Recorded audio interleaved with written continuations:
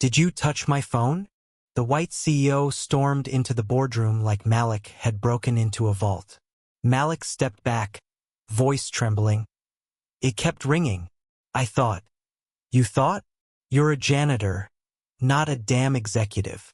The polished silence of the 32nd floor shattered like glass. Malik stood frozen, still gripping the cordless office phone like it was evidence in his hand. The room around him was empty, except for Theodore Langston, billionaire CEO of Langston Global Freight, who now stood inches away with a face flushed red with rage. I said, "Who the hell gave you permission to touch my desk?" Langston's voice echoed off the chrome walls. I was just... It wouldn't stop ringing, sir. It was someone from Seoul. I don't care if it was the damn president of South Korea, Langston barked. You mop these floors. You don't handle international calls. You don't speak for this company. Malik lowered the phone slowly, his hand shaking. The silence between them stretched tight. Langston's eyes narrowed. Are you even supposed to be on this floor? I just finished cleaning the executive lounge, Malik said, voice low. Security will walk you out in 5. And don't even think about coming back. The words hit like bricks. Fired. Just like that. No second chance. No explanation. He just wanted to help. He heard panic in the man's Korean voice. Something about wrong shipment codes. Malik had spent 2 years learning Korean at night school, back when he thought he'd make it into logistics one day. But none of that mattered now. As Malik exited through the side corridor, the hallway felt colder. 2 interns walked by and looked at him like he was invisible. Downstairs, the lobby security guard, the same guy who used to call him boss man as a joke, avoided eye contact completely. But 15 minutes later, the silence upstairs broke again. Langston was pacing outside the same boardroom, barking into his phone. Level 1 emergency. Seoul flagged the HX drive specs. Mismatch in software. If Tokyo finds out, we're dead. He turned, mid-sentence, and froze when he saw Malik still near the elevators. You, he snapped. What did you say to them? On the phone. Malik stood still. I didn't say much, just told them I'd pass along the message. They said the software version was wrong, and that it didn't match the sign specs. Langston stared. This time, the anger faded slightly. Confusion took over. Before he could say anything more, his phone buzzed again. He answered it and turned away, already drowning in crisis. Malik stepped back into the shadows. His job was gone. But that call? That call had started something far bigger than anyone in this building was ready for. Hi, my name is Malik. If you believe stories like this need to be heard, please hit like and subscribe right now. Your support helps us shine a light on real injustice. The cleaning locker smelled like bleach and old rags, but it was the only place Malik could hide for a minute. He sat on the wooden bench, holding the company badge that had just been revoked, his thumb rubbing over the plastic like it might change something. He'd spent 3 years in this building. 3 years cleaning conference rooms after executives left spilled coffee and half-eaten muffins behind. 3 years smiling politely at people who barely saw him. And in the span of 2 minutes, he was erased like he never mattered at all. The call still rang in his mind. The Korean voice, rushed and panicked. Shipment ID 82B software mismatch. The wrong version. Seoul didn't authorize it. Malik had barely understood all the jargon, but the man sounded desperate. And now the CEO was in full panic mode because that call was real. He should have walked out, just left. But as Malik passed by the finance wing on his way out, something odd made him stop. Mr. Kessler, the CFO, was standing near the corner office. He looked nervous, constantly glancing over his shoulder. Then he handed a thick manila envelope to a man in a long gray coat. Malik didn't recognize the guy. No badge. No staff ID. The two exchanged a few quick words. The man tucked the envelope inside his coat and disappeared through the emergency stairwell. Malik stepped back, unseen. His gut twisted. It wasn't just shady, it felt dirty. like something that wasn't supposed to happen in plain daylight.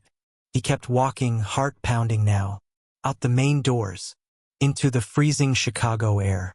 The city moved like always, buses, sirens, wind slapping off the glass towers. But Malik felt like the world had tilted a few degrees off balance. He got home to his one-bedroom apartment on 83rd Street just after 6 p.m. He didn't turn on the TV, just sat at the table, jacket still on, staring at his phone. No calls, no messages, just the dull weight of being let go. The next morning, he woke up early out of habit, still dressed like he had somewhere to be. His hands went to grab his work boots before he remembered. A news alert flashed on his phone. Langston Global faces product recall rumors. Sole operation flags major software conflict. He stared at it. The shipment problem had gone public. Part of him felt vindicated, but another part felt unfinished. That man with no badge. That envelope. It was all connected somehow. Malik paced the floor of his apartment for an hour before making a decision. By 10:30 a.m., he was standing back in the building's lobby. He didn't have a badge anymore, but he had something heavier, the truth. And whether they wanted to hear it or not, he wasn't leaving without saying it. Security didn't even look up at first. Then one of the guards recognized Malik and straightened in surprise. "I thought you were fired," Malik said, calm but firm. "Yeah, I just need 5 minutes." Before the man could argue, the elevator dinged. And through sheer timing or fate, Langston himself stepped out, flanked by 2 assistants and still gripping his phone. He stopped cold when he saw Malik. "You've got some nerve showing up here," he snapped. "Didn't I make myself clear yesterday?" Malik didn't move. "You did. But I saw something you need to know." Langston didn't respond. The lobby quieted. Malik took one step forward. "Your CFO, David Kessler." He passed a sealed envelope to a man with no ID near the finance wing yesterday. "About 10 minutes after I was fired." Langston's eyes narrowed. "You think I'm going to listen to a janitor over my executive staff?"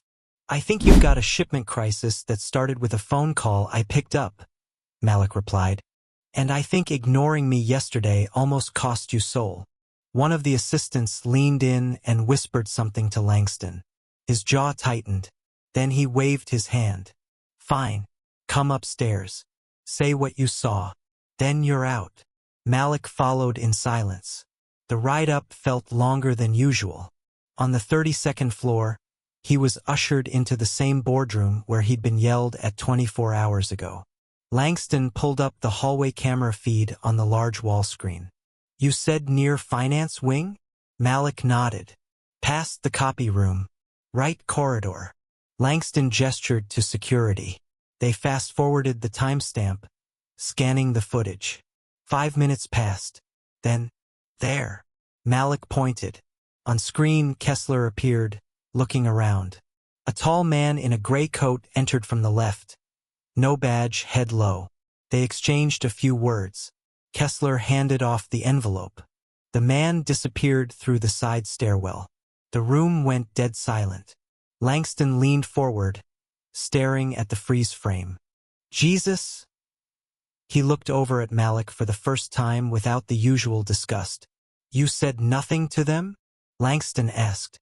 "I wasn't going to," Malik said honestly. "But then I saw the news. Soul's not the only thing broken here." Langston looked at the screen again, then tapped his desk. "Natalie." He called out to one of his assistants. "Get compliance, quietly, and have IT pull the last week of badge access logs. No noise." Malik took a step back, ready to leave, assuming his part was done. But Langston spoke again. "You, sit down. I want to know what else you've seen." It was the first time anyone in that room had ever said that to him, and meant it. If you're still watching, drop a comment below. What would you do in this situation? And don't forget to subscribe for more real stories that matter. Malik sat stiffly at the end of the long oak table, the same one he used to clean every Friday night. Now he was surrounded by executives, legal aides, and compliance officers tapping away at tablets. He didn't speak unless spoken to. Langston didn't offer an apology, just questions. What exactly did the caller say? Malik looked up. The Korean man said something about software version 2.1H being mismatched with 2.1C. UI labels mistranslated. Something about payment freezes. One of the IT leads, a woman in glasses named Marcy, paused mid-type. That's not in our records, she muttered. That version wasn't supposed to ship. Langston glanced at her, then back at Malik. You recognized all that? I used to study logistics interface, Malik said, voice low, before I dropped out to take care of my father. I've been watching your tech briefings from the screens in the janitor's break room. A silence settled. Langston finally spoke. You're not dumb, are you? Malik smiled faintly. You just never asked. That night, they gave Malik a temporary badge and sent him home with a non-disclosure agreement. He didn't sign it. The next morning, he returned to the building just after 6 a.m. The air in the hallway felt different, heavier, like the building knew it was hiding something. Malik made his way toward the break room on the 26th floor to grab coffee. That's where he saw Franklin, an older black janitor with gray in his beard and a slight limp. Franklin had been there longer than anyone. He looked up from his thermos and gave a crooked smile. Didn't think I'd see you back. Didn't think I'd be back, Malik replied. Franklin leaned closer. You the reason the CO been stomping around like someone lit his car on fire? Malik nodded. Franklin's face changed. Not surprised, not scared, but something else. Respect. You ever been down to sublevel C? He asked. That floor's sealed, Malik said. Franklin chuckled. That's what they want you to think. He led Malik to a locked door behind the freight elevators. After a few seconds with an old keycard and a firm shove, they were inside. The hallway was dark. The air smelled like dust and cold wires. Franklin flipped on a desk lamp in a tiny room filled with monitors, analog equipment, and taped-over labels. I've been watching for years, he said. They never shut this system off. Just hid it. I seen things, Malik. Late-night handoffs, fake badge entries, even crates that come in but never go out. Malik stared at the grainy footage. One screen showed a recent clip. Kessler speaking with another unknown man at 3:12 a.m. in a hallway nobody used. You kept this all to yourself? No one cared when I was just the help, Franklin said. But maybe now someone will. Malik didn't say anything. But in that moment, he realized something. He wasn't just part of the story anymore. He was the one driving it. By Monday, Malik was officially reassigned to temporary internal compliance consultant. The badge still read contractor, but he could walk the halls without getting side-eyed by security. Franklin handed over hours of archived footage, most of it time-stamped between midnight and 4 a.m. Malik and Natalie, the compliance officer now looped into the investigation, began piecing it all together. It wasn't just Kessler. Shipment routing forms had been manipulated. Vendor IDs linked to non-existent companies. Crates entering distribution centers that were never scanned out. The digital trail was sloppy in places, like someone got cocky. That afternoon, Malik sat across from Langston in his private office. The blinds were drawn. Outside, the Chicago skyline looked muted behind the gray snow. There's more, Malik said, placing a flash drive on the table. Langston slid it into his laptop. The screen lit up with stills. One of them showed a man in a company windbreaker scanning fake manifests. Another showed a known executive walking into a restricted server room at 2:41 a.m. Langston's expression hardened. They're moving through layers. This isn't rogue. It's systemic. And it goes back years, Malik added. Langston leaned back, his voice quiet. How do you want to handle this? Malik blinked. You're asking me? You've seen what we missed. You're the one everyone underestimates. That makes you dangerous, in a good way. Malik sat forward. We bait them. Fake vendors. Dummy forms. New contractors requesting access. If someone routes it through the old ghost system, we'll know who's pulling the strings. Langston nodded. Do it. Full support. That night, the team created 2 new fake vendor entries with semi-legit business names and slight errors that only an insider would correct. They posted them into the back end, flagged for urgent shipment verification. Within 36 hours, the trap snapped shut. One of the fake vendors was manually pushed through. The IP trace led straight to a terminal on floor 27. It was registered under the name of William Dearden, the company's chief operating officer. Langston stared at the logs. He was logistics before he moved to executive. He signed the original shutdown of Sublevel C. Malik folded his arms. Then he never shut it down. He just buried it. The decision came quick. Langston, Malik, and legal stormed into Dearden's office unannounced. "You've got 5 minutes," Dearden said, not even looking up. Langston dropped a packet of printed logs on his desk. "You routed our trap vendor to a dormant shell company. Signed off using a ghost badge system." Dearden skimmed the papers. "That's not proof." Page 7 had the terminal login. His own ID. Dearden's face finally twitched. "I want your resignation," Langston said, voice low. "Now." Dearden looked at Malik with ice in his eyes. "You don't know what game you're in." "No," Malik replied calmly. "But I'm learning. Fast."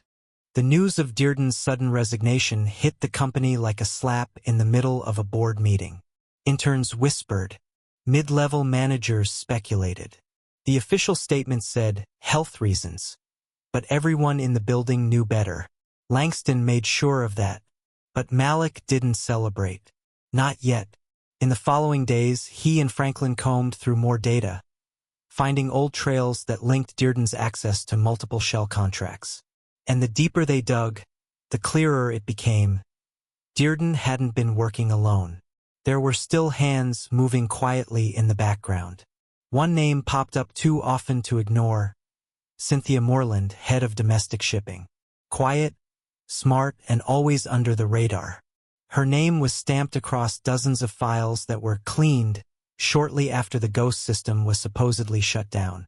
Langston brought her in under the pretense of reviewing policy updates. Malik watched from a side chair as the room tensed. Cynthia walked in with a smile too perfect. "Mr. Langston," she nodded. "Always a pleasure." Langston skipped the small talk. "We found some routing documents. Your signature appears on forms tied to inactive vendors." She tilted her head, amused. "That's impossible. We traced the forms through a secondary system that shouldn't exist anymore. And I'm supposed to take the word of—" She glanced at Malik. "Someone who used to clean this floor?"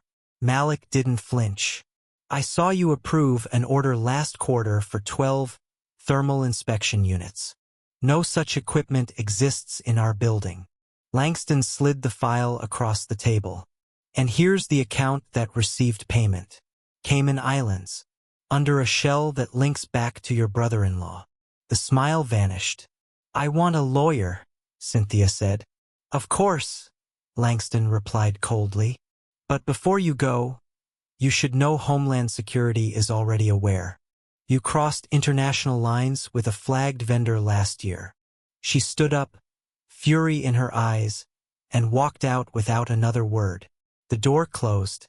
Langston exhaled sharply and turned to Malik. "You sure you've never done this before?" Malik gave a faint smile. "Only in my head." Langston leaned back, staring out the glass toward Lake Michigan.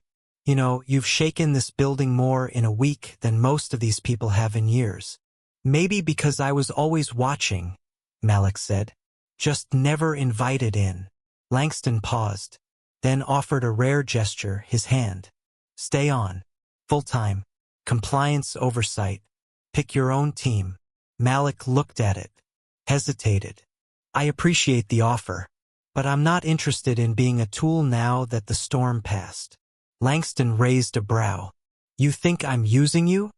I know what it feels like to be useful, but never respected." The moment hung heavy.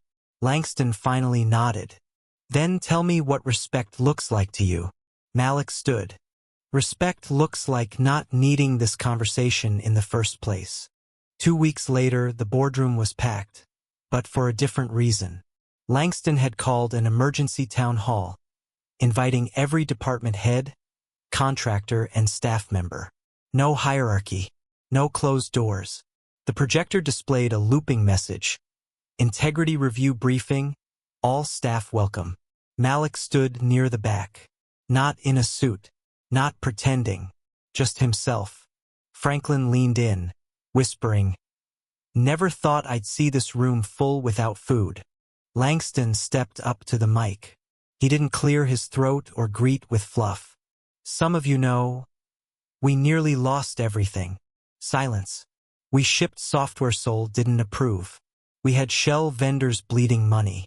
We had executives using secret systems built to avoid oversight." He paused. "And we missed it, because we stopped looking where we thought nothing important happened. Janitor closets, sublevels, late shifts. We failed to listen to people who weren't supposed to speak." Heads turned toward Malik. Langston continued, "That ends now." The lights dimmed. A clip played the ghost system footage. Then Dearden's routing logs. Cynthia's fake orders. It was undeniable. People shifted uncomfortably, realizing how blind they'd been. Afterward, Langston stepped aside. To everyone's surprise, he invited Malik forward. For a second, Malik didn't move. Then he walked slowly up, stood behind the podium, hands resting lightly on the edge. He scanned the crowd. The same faces who once ignored him in the elevator now waited for his words. "I was hired to clean floors," he began, voice steady. "But I saw everything, heard everything, and every day I felt invisible, until my silence almost cost this company millions." He looked straight at the front row. "I didn't want a promotion. I didn't want revenge. I just wanted to be seen as a man with a mind." Murmurs in the crowd fell silent. "I grew up being told to stay in my place. But let me be clear. My place is wherever truth needs a voice." A pause. "And if that makes anyone uncomfortable, good." The room stayed still. Langston stepped back to the mic. "We're launching a new oversight division, staffed not just by executives but by people from every department. Because truth doesn't care about your title." He looked at Malik. "The first person hired into this division is Malik Ward." Applause broke out, some loud, some slow. But it grew. Franklin wiped his eyes discreetly. As Malik stepped down, someone from logistics reached out, shook his hand. Then another. One by one, the same people who once walked past him now met his eyes. Outside, snow had started to fall again over Chicago. Quiet, soft, but steady. And as Malik walked out of the building, no longer with a mop, but with purpose, he realized something deeper than victory. He hadn't just cleaned up a mess. He'd cleared a path for others to finally be seen. If you believe in second chances and breaking barriers, share this story. To viewers in the USA, UK, and Canada, your voice matters. Together, we can change the world.